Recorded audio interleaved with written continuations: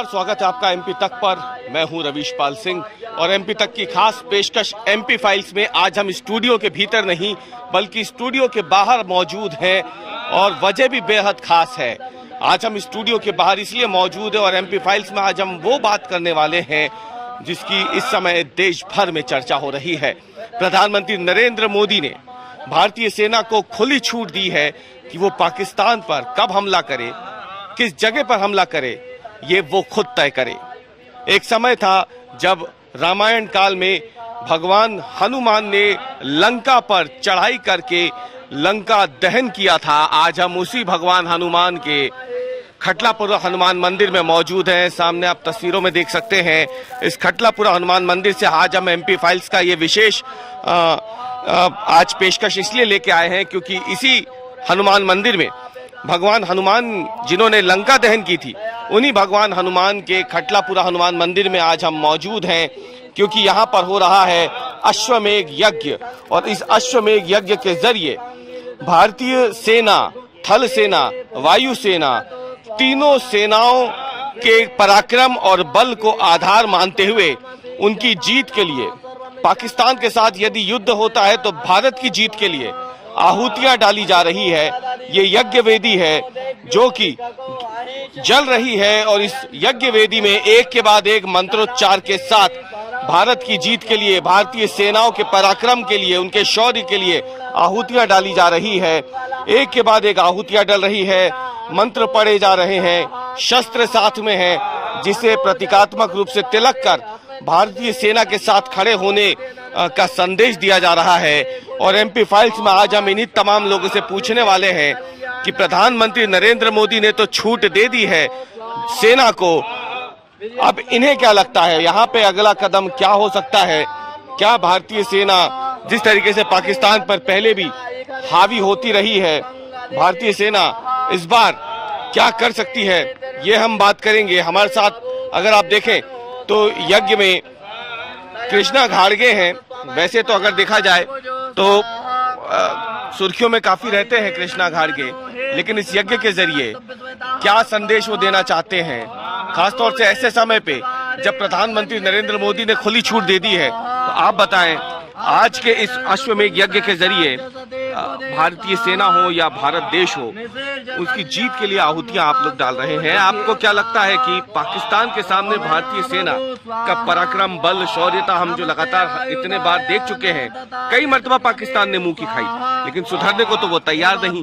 और आज आप जब प्रधानमंत्री नरेंद्र मोदी ने खुली छूट दे दी है सेना को, आप लोग अगले ही दिन देश भर में पहली बार ये यज्ञ आज भारतीय सेना के लिए कर रहे हैं। देखिए, प्राचीन काल से ही इस यज्ञ का बहुत महत्व है।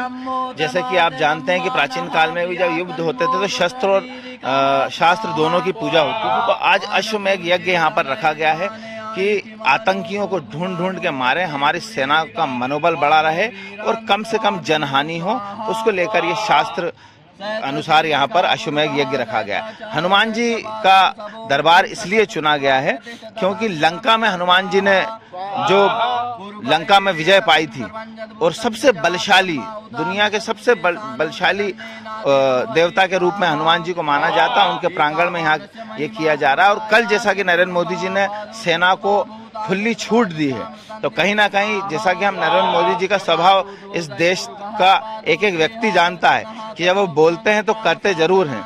तो बहुत जल्द कुछ ऐसा होने वाला है कि हमारा झंडा जो है लाहौर में लहराने वाला है और पूरी सेना, तीनों सेना के साथ हम यहाँ पर हैं। उनके अच्छी बुद्धि के लिए, ईश्वरीय शक्ति के लिए यहाँ पर हम लोग यज्ञ कर रहे हैं, शस्त्र और शास्त्र का, जैसा कि आप यहाँ पर देख रहे हैं। अब हम आपको उनसे मिलवाते हैं जो खुद भी भारतीय सेना में रह चुके हैं, हाथों में शस्त्र है उनके, खुद भी जाना चाहते हैं एक बार फिर से पाकिस्तान के दांत खट्टे करने के लिए। सबसे पहले तो आपका नाम बताएं। मैं राम प्रताप सिंह, भूतपूर्व सैनिक, 26 साल सेना में नौकरी करने के बाद आज मैं भोपाल में हूँ। आपको अभी मौका मिल जाएगा तो आप अभी भी तैयार हैं? देखिए, अभी मौका मिलेगा नहीं, जो हम लोगों को निर्देश बिल्कुल है कि कभी भी आप लोगों को बुलाया जा सकता है और हम लोग 24 आवर्स 24/7 हम लोग बिल्कुल जानने के तैयार है। जो पुलवामा अटैक हुआ है, सौभाग्य से मेरे को 2003 से 2007 के अंदर उस एरिया में नौकरी करने का मौका मिला था, जहां पे हमने नौकरी किया है।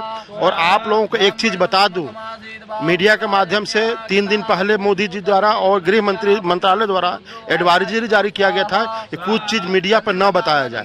उसका कारण यह था जो कल हुआ, जो मोदी जी ने कल किया, आज तक इतिहास में कभी नहीं हुआ था कि सेना को खुली छूट दे दी जाए। इससे पहले कभी नहीं हुआ, आज तक कभी ऐसा छूट। ये जो 1971 की लड़ाई हुई, पाकिस्तान के पहले की जो लड़ाइयाँ हुई, 99 कारगिल वॉर हुआ, उस वक्त प्रधानमंत्रियों के ऐसे तेवर नहीं थे क्या? नहीं, ऐसे तेवर नहीं थे और ऐसे छूट नहीं मिलते थे।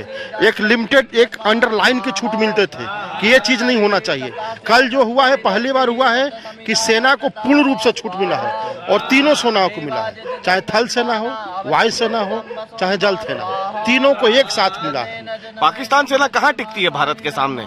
कहीं कुछ है भी? अब कितना समय लगेगा भारत को, अगर युद्ध होता है तो पाकिस्तान को घुटने टेकने पे मजबूर करने में? आज की डेट में बोलूं तो एक कहावत बोले कि मरो क्या मारना, लेकिन हरकतों से बाज नहीं आ रहे। और आप लोगों को मैं बता दूं कि जिस तरह से आदेश मिला है और जिस तरह कार्रवाई चल रही है, अगले 24 घंटे के अंदर देश को बहुत एक खुशी मिलने वाली है, जिस पल का हम लोग इंतजार कर रहे हैं। और आप और हम और ये यज्ञ उसका साक्षी बनेंगे। पाकिस्तान तो धमकी दे रहा है कि हमारे पास तो परमाणु बम है, भारत गलती ना करे हमला करने की। अभी उनके बड़े बड़े नेता ये धमकियां दे रहे हैं। मरता क्या नहीं करता, यही कर सकता है, करने के लिए कुछ है नहीं, इसके अलावा कर क्या सकता है? पानी बंद, हुक्का बंद, सब कुछ बंद।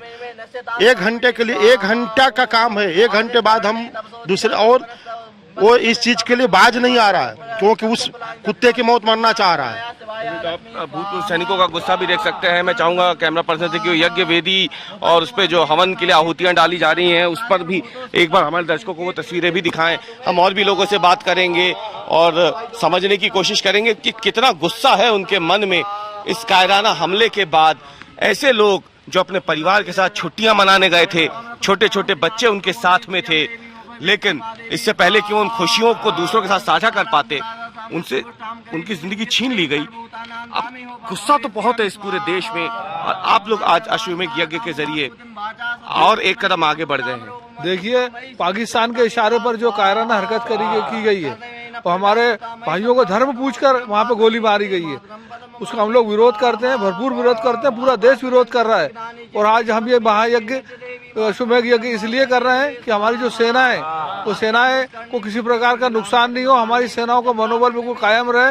मोदी जी के नेतृत्व के अंदर निश्चित रूप से जिस प्रकार से कल छूट दी गई है तीनों सेनाओं को, उसी प्रकार से अगर इसके अंदर कोई परिणाम होता तो हम भी मोदी जी के आदेश अनुसार अगर जरूरत पड़ी तो बॉर्डर पे जाने के लिए तैयार है। हम लोग भी लड़ाई लड़ने के, अपना बलिदान देने के लिए तैयार हैं। आप बॉर्डर पे जाने तैयार हैं? बिल्कुल तैयार है। हमारे को आदेश मिलेगा तो हम तुरंत जाएंगे। हम भारतीय जनता पार्टी कार्यकर्ता है, हम संकल्प लिए हुए हैं कि हमको अगर आदेश दिया जाएगा तो हम बिल्कुल बॉर्डर पे जाएंगे, अपना बलिदान और हम वहाँ पे पाकिस्तान को नेस्ताबूद करके आएंगे।